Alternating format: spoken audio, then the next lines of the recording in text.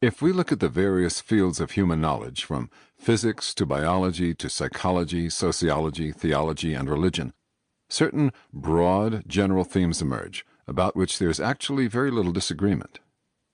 In working with broad-orienting generalizations, we can suggest a broad-orienting map of the place of men and women in relation to universe, life, and spirit. The details of this map we can all fill in as we like, but its broad outlines really have an awful lot of supporting evidence, culled from the orienting generalizations, simple but sturdy, from the various branches of human knowledge. So we'll follow the course of evolution as it unfolds through the patterned nature or process of all domains of existence, from matter to mind to God, and not merely the physical universe. And we can begin this cosmology by reviewing the characteristics of evolution in the various realms. Now you've isolated 20 patterns that seem to be true for evolution wherever it occurs, from matter to life to mind. Perhaps we can consider a few of these. Tenet number 1 is that reality is composed of whole parts. Yes, Arthur Koestler coined the term holon to refer to an entity that is itself a whole and simultaneously a part of some other whole. And if you start to look closely at the things and processes that actually exist, it soon becomes obvious that they are not merely wholes, they're also parts of something else. They are whole parts. They're holons.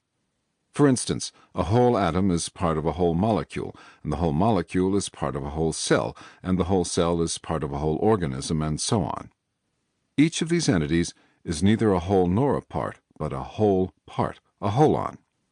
And the point is, everything is basically a holon of some sort or another.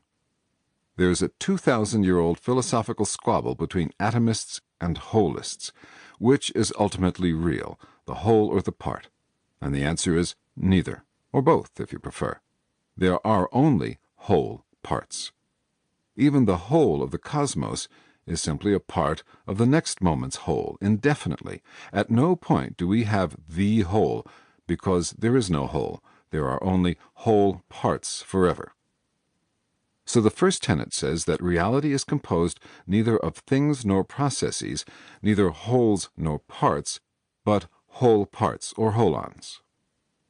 So reality is composed of holons, not just subatomic particles. Oh, I know that approach is common.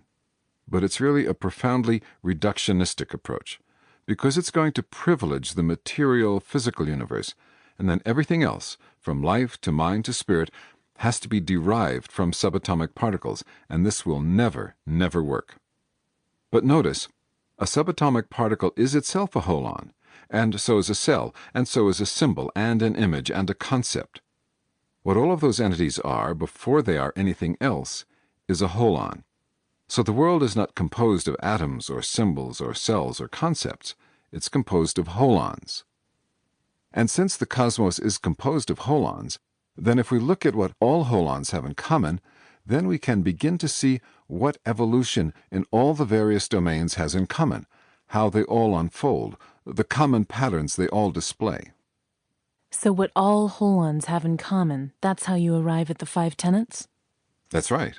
So tenet number 1 is that the cosmos is composed of holons, and tenet 2 is that all holons share certain characteristics. Right. Because every holon is a whole part. It has 2 tendencies, or 2 drives, we might say. It has to maintain both its wholeness and its partness. On the one hand, it has to maintain its own wholeness, its own identity, its own autonomy, its own agency. If it fails to maintain and preserve its own agency or its own identity, then it simply ceases to exist. So one of the characteristics of a holon in any domain is its agency, its capacity to maintain its own wholeness in the face of environmental pressures which would otherwise obliterate it. This is true for atoms, cells, organisms, ideas. But a holon is not only a whole that has to preserve its agency, it's also a part of some other system, some other wholeness. And so in addition to having to maintain its own autonomy as a whole, it simultaneously has to fit in as a part of something else.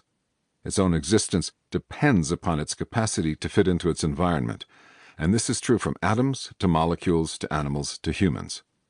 So every holon has not only its own agency as a whole, it also has to fit with its communions as part of other wholes. If it fails at either, if it fails at agency or communion, it's simply erased. It ceases to be. And that's part of tenet number 2, that each holon possesses both agency and communion. Now you call these the horizontal capacities of holons. What about the vertical capacities of holons, which you call self-transcendence and self-dissolution? Well, if a holon fails to maintain its agency and its communions, then it can break down completely. When it does break down, it decomposes into its subholons. Cells decompose into molecules, which break down into atoms, which can be smashed infinitely under intense pressure. The fascinating thing about holon decomposition is that holons tend to dissolve in the reverse direction that they were built up. And this decomposition is self-dissolution, or simply decomposing into subholons, which themselves can decompose into their subholons and so on. But look at the reverse process, which is the most extraordinary, the building up process, the process of new holons emerging. How did inert molecules come together to form living cells in the first place? To keep listening to this audiobook, I've left you a link in the description so you can do it, at no cost thanks to Audible's 30-day free trial.